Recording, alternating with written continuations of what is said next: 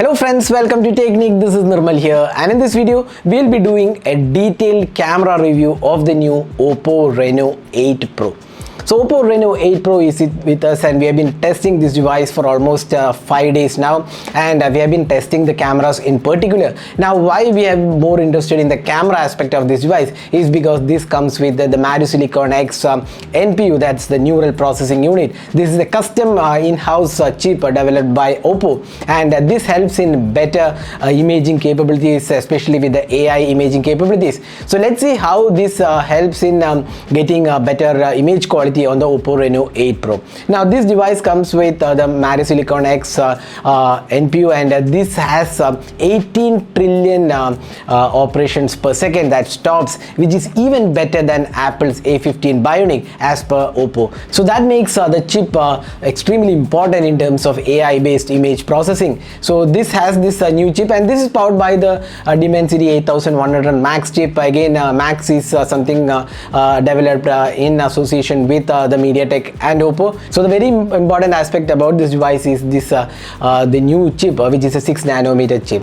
So let's see how this helps in terms of image quality and how good the experience is. So before getting started, if this is your first time on this channel, do hit that red subscribe button and also hit the bell icon to get notified of all the videos we publish. So let's talk about the camera hardware first. Now this comes with a primary 50 megapixel sensor. That's a Sony's tried and tested 766 sensor with f1.8 aperture, and you get really good imaging qualities. Now you also get an 8 megapixel ultra wide angle camera, the typical 8 megapixel you see on a lot of devices, and you also get a third 2 megapixel macro sensor. Now 2 megapixel macro sensors have not been able to give you great experience. Let's see how the Oppo Reno 8 Pro does that with the 2 megapixel macros. Now in terms of front camera, you get a 32 megapixel Sony IMX709 RGBW sensor, and it has f2.0 aperture. So that's the camera hardware, and it looks really promising, especially with the Silicon X NPU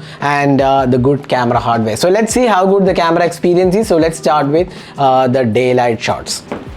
So first let's have a look at the daylight captures. Here you can see that the 50 megapixel Sony sensor produces good images that are detailed and has good sharpness levels too. The colors are mostly accurate and similar to the Oppo Reno 7 Pro we reviewed few months back. But there is definitely an improvement with the Reno 8 Pro as well. The colors are not saturated and looks very much natural and spot on with the overall processing. The sharpness levels are also good, and this is evident when you pixel peep. The dynamic range is once again pretty good. Overall, the daylight shots are very good thanks to the processing and also the Silicon X NPU. Pretty sure people won't have anything to complain here. Even human subjects looks good in rear camera, and the skin tones are overall good. Now moving on to the 8 megapixel ultra wide angle camera, the images have good details, but obviously the sharpness levels are not so great, which is understandable from an 8 megapixel shooter. The colors are mostly accurate and it's pretty similar to the primary camera. They are definitely usable in quality.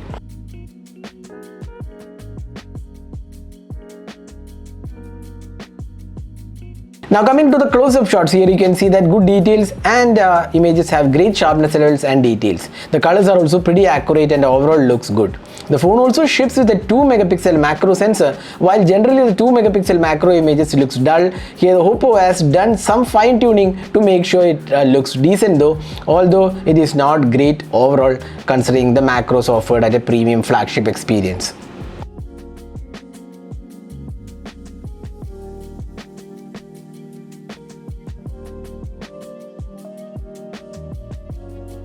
Now moving on to the portraits, this is one of the strength of Oppo, and rightly so it is called the portrait expert. Here you get good looking portraits, and this is good quality as well. The skin tones are good, and so is the sharpness levels and details. The edge detection is also done well. There are plenty of options to play around with portrait settings, including modes, bokeh, beauty and more. Even the low light portraits also looks good. Overall the portraits are good and consistent too. Now moving on to the low light images, here you can see that it has good looking low light photos in indoor lighting conditions, and noise is kept to minimum. This is more evident when you zoom in. When you turn on the night mode in extreme low light conditions, you can see that images have good details, and once again noise is controlled to an extent thanks to the new AI engine. You can see that the night mode isn't overexposed like few other devices, and it more or less looks like night photography with good imaging qualities. Overall, we like the quality of the night photos.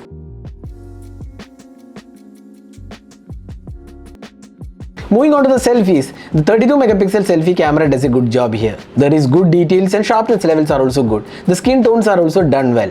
Moreover, selfies are a personal choice, you can decide based on the images. The low light selfies also turned out to be good. There is night mode on offer for selfies as well. There is also portrait mode available for the selfies, and it does a good job altogether.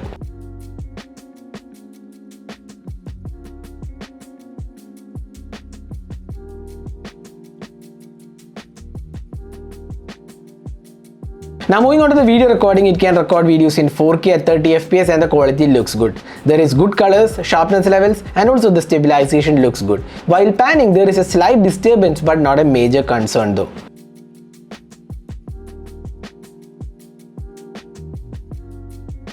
The 1080p at 60 FPS quality is good, but there is no stabilization offered here. It is once again good with colors and sharpness levels. So in case you want a 1080p at 60 FPS stabilization, you need to turn on the ultra steady mode.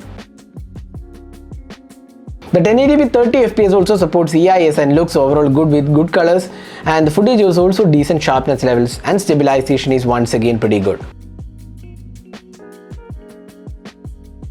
Now here is a night 4K video taken using the Oppo Reno 8 Pro, and looking at the extreme low light scenario, this looks good in terms of overall quality being offered.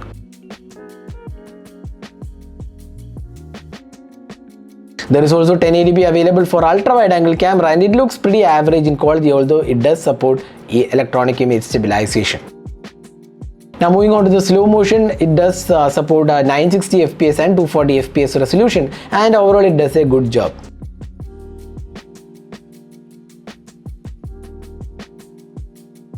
This is the portrait video taken using the Oppo Reno 8 Pro using the rear camera. It's a 50 megapixel camera, and you can see how good the edge detection is, and also how good the portrait mode works, and how good the background blur is. It is taken in f2.0 aperture using the rear camera on the Reno 8 Pro.